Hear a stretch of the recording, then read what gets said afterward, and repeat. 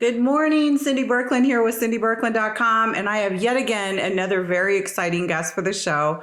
Every time I'm out and about in public and I meet people, and some people are more exciting than others, let's just be honest. So I'd like to introduce you to Scot Martin. Scot is a private investigator here in Las Vegas and retired from the police force. And we met at, was it a Republican luncheon or something? It was the Nevada Republican Club Yeah. luncheon. Yes. And it was cool. My friend Vicky was like, you need to meet this guy. He'd be kind of fun for the show. And I was like, yeah.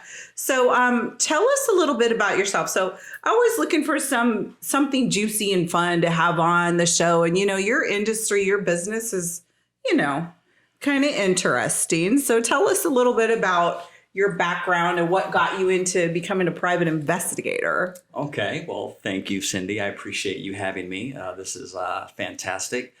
So basically what got me into the PI world is I've been in law enforcement my whole life. I took a job in the United States Army as a military police officer way back in 1989. And I did 10 years in the U.S. Army as an MP, did all sorts of cool jobs, went all over the world, served in South Korea, served here in the States, served in Germany, traveled all over Europe doing exciting things, law enforcement, quote unquote law enforcement, but military mission too, as a MP.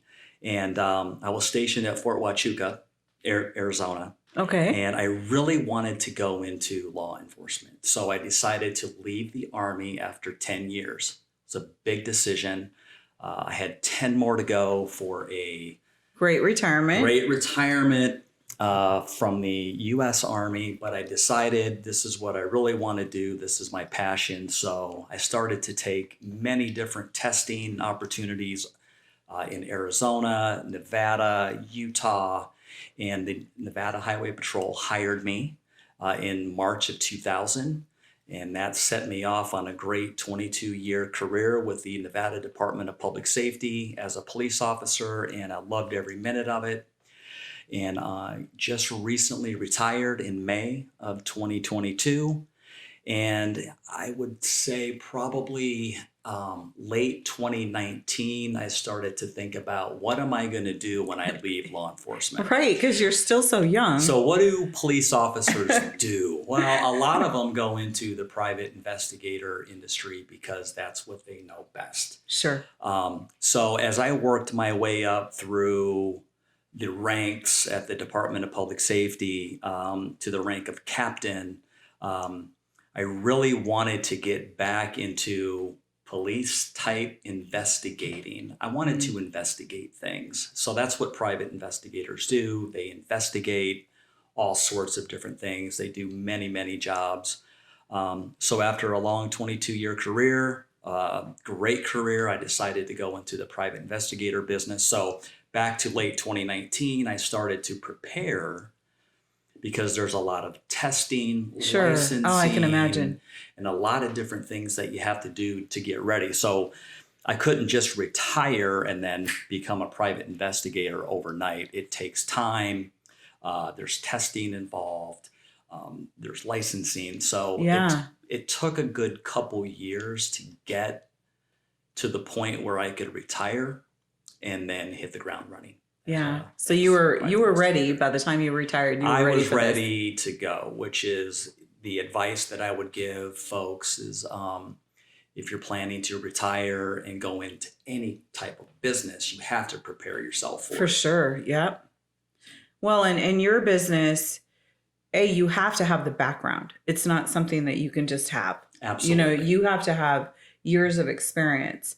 So it makes sense. Most people, as we transition from our job into a career as being self-employed, obviously you do that by having some kind of a background. And with PI work, you got to know what you're doing or you're going to starve to death. Correct. People are going to figure out you don't know what you're doing if you're not solving these issues or cases or whatever it is. Yes, absolutely, 100%. And I didn't realize in talking before the podcast, insurance companies will hire private investigators and that kind of thing. I did Sure. not realize that, but that makes sense that it's better for them to rely on a neutral third party, just hire someone so that if anything goes into court, they can say we hired a private investigative firm to Correct. research this. Makes Correct. perfect sense. I didn't realize that's how they do that. So that's exciting for you. That's a great. Absolutely. That one of the things. So you talk about the insurance company, you talk about civil litigation and whatnot. One of the things that police officers do is testify in court. So when a private investigator goes out and gets a statement from someone, or does a site survey, does a traffic investigation, does surveillance on a workers' comp case, that private investigator is going to be testifying in court as to their actions and the evidence that they produced. So having that law enforcement background is very beneficial. So when people are looking you up, like they're comparing a private investigator, one firm to another, how do they find out your background? Is it on your website, or is that, how do they know? Yes, I have a website. The name of my business is tracerinvestigations.com. Okay. And I am my own boss now. Yeah. Very exciting. So I don't work for anybody at the moment. I work for myself. So yeah, I have to go out and find the work. I have to go out and sell myself. Yeah, we have to go out and kill what we eat now. It's not just served up on a plate for us, right? Exactly. Yeah, it's Scott and I were talking last week, I think it was, about, speakeasy networking. And, I have stood for people that are in business because it is, I've been in business for almost like 30 years now. And, when you don't have your work just given to you, you just earn a paycheck. People don't realize what is entailed and, all that you had to do to get ready to start your business. Right. You don't get paid for that. Your time when you're self-employed, you don't hit pay dirt for a while. I mean, some of us get lucky and things happen, but for the most part, you got to be ready, prepared. You got to know how to go gather your business, how to get the business in the door. Do well on the business, how to collect to get paid on the business, how to maintain the client, how to keep the client, how to keep them coming back. There's so many things in business, huh? Yes. So one of the things that I quickly realized is that throughout my life and my education, I'm a political science major, I'm a public administration major, my associate's degree is in criminal justice. So as I went to school, one of the things that, looking back on my career in college, I should have taken more business classes. Yeah. Because you really have to have the business sense. You really have to have the marketing sense. So that's one of the things that I missed out on. Going back to school way back in 2010, I think I went back to school to get my associate's degree and then worked my way up and got my master's degree at UNLV, but there was no business classes in there. So if I had to do it again, I would definitely try and get some more business classes in there, because that's most important, especially when you're preparing for your business, is having that business sense, the bookkeeping, the marketing, the advertising, and the networking in that world is important. Yeah. Looking back on it. Yeah, it's interesting having the conversations with my oldest daughter. She's now gainfully self-employed. She's a mental health therapist, and all the processes that it took to get when she was in college to have her where she is today. And, her learning, as much as she learned in college, it's when you're out there doing your own business and having to figure these things out. She was just really amazed at what college didn't provide as she was walking down, preparing to be, a counselor and a mental health therapist. And that business part is out. They teach you your skill, and, she's got to be very, very good and have hours and hours and hours of training and actual, being overseen by what she does, because she's helping people with overcoming major issues in their life, and the business part was just really out, so she was not Absolutely. prepared the way she wanted to be. She was really shocked at the level of, they got into some things that was very much an employer-employee kind of a thing that she needed to really be learning, and he was absolutely clueless as to how to handle that. And I told her, college will bring certain things, but then it's the school of hard knocks. It's real life experience that Absolutely. you have to go through, finding out the hard way sometimes. And usually sometimes that is the best way. I have found, when I opened up my mortgage company, and when I, set out my shingle to do, financial services, these are things that I had to learn along the way, and watching other people make grievous mistakes, Right. and go, ooh, I don't want to follow in those footsteps, or, making mistakes myself. So, but unfortunately, sometimes when we're in business for self, you don't want to find those out the hard way, where it costs you so much financially, but sometimes that's the way it goes. So true. I find myself having those days where I don't want to work, but I know that if I don't work, I'm not going to get paid, Right. because it's all on me, Right. as a business owner. I don't have investigators working for me. I don't have administrative staff. I don't have accountants. I do my own bookkeeping, my own records management, my own. Yeah. I build my own forms. So everything is on you. So Yeah. you stay busy. And then on those days where you don't want to be busy, that can cost you money. Yeah. Absolutely.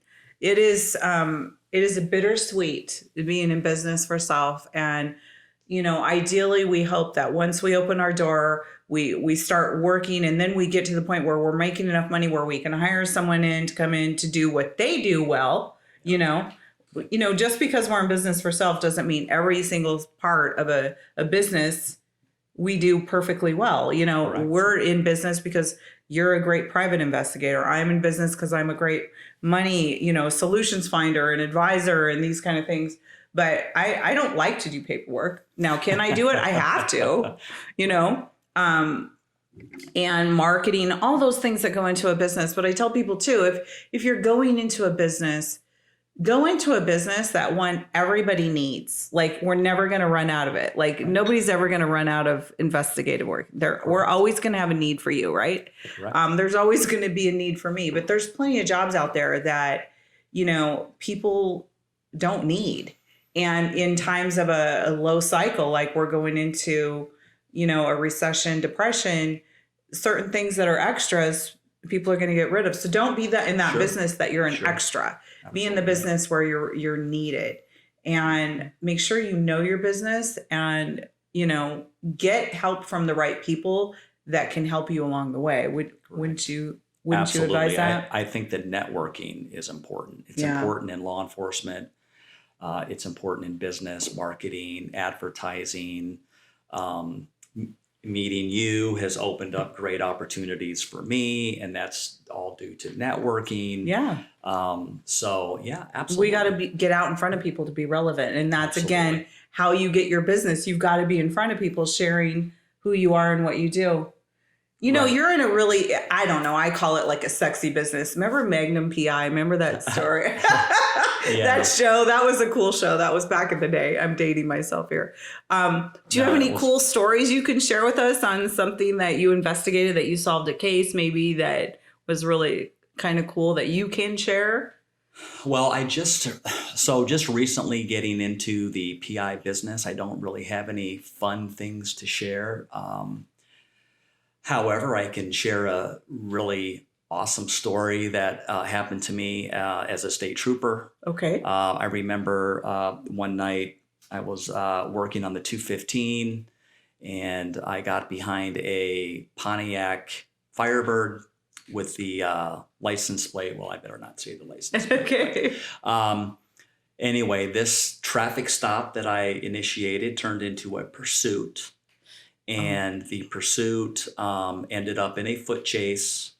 And what had happened was a few of the people that were in the vehicle, they were driving down a dead-end residential street, and they bailed from the car and ran in each different direction. But the car kept going straight and went into a garage Oh my gosh. that was right in front of the car, right? If Oh you my could gosh. picture it. You're going down to a cul-de-sac, and they bail out and run, and that car just keeps on going. And there was a renovated, the individual who owned that residence it was renovating a 67 or 68 Camaro. I don't remember which, but it was a beautiful car. And thank goodness the car, when it penetrated through the garage door and went into the garage slightly, did not hit that Oh Camaro. my God. But anyway, that resulted in a investigation. So I had to find these folks. I had to find these people. So you get into you start investigating, you start checking everything you can, every lead that you possibly have. You talk to people, you find out where these individuals are located, and then I found them and arrested them, and I don't know what happened to them, but they went through the criminal justice system. But the example that I'm using is it's just such a small investigation. I mean, there's big, huge things, right, going on in our world today, but it's the principle of the investigation that's important. It doesn't matter how small it is. It doesn't matter how big it is. It's the principle. And it's finding the right investigator that's going to do their due diligence and work hard for you. And they're ethical. There's a lot of ethical standards in the PI business. You were talking about Magnum PI and all those cool private investigator shows back then, which were really, really neat. But that's just Hollywood and TV. It's really not like that.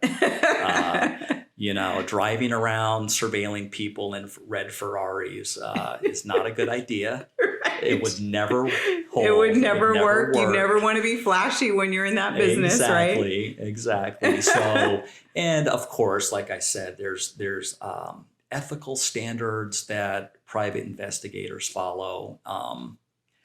And sometimes Hollywood pushes that envelope, and so it's not even remotely like the business is. Exactly. It has to be legal, lawful, ethical, and you will be successful. I'll do a great job for client. So, but yeah, I've got a lot of stories in a 22-year career investigating things, but I don't know. That was kind of a fun one. That was early on in my trooper career. So, you know what? I want to wrap up. If you want to get a hold of Scott, if you would ever have any need for a private investigator, tell us again how to reach you. You can reach me on my website. It's Tracer Investigations. That's tracerinvestigations.com. I have a whole host of venue or assets that I have. I can. There's a whole list of things that I can do for you. Okay. So just reach out to me. The consultations are always 100% on the house, so we can figure out exactly what you need and exactly where we could go to get you the information that you need in your investigation. Awesome. So thank you for watching. We're here with Scott and Martin, Tracer Investigations. And again, if you want to get a hold of him as well, you can always reach us at cindybirkland.com and we will get you the information you need. Have an amazing day. Thank you, Cindy. Cindy Birkland here. Just wanted to say thank you for watching the channel.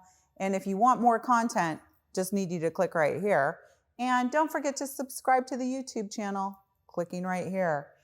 If any of these conversations have interested you, please get a hold of us at cindybirkland.com, or you can reach me at cindybirkland@gmail.com.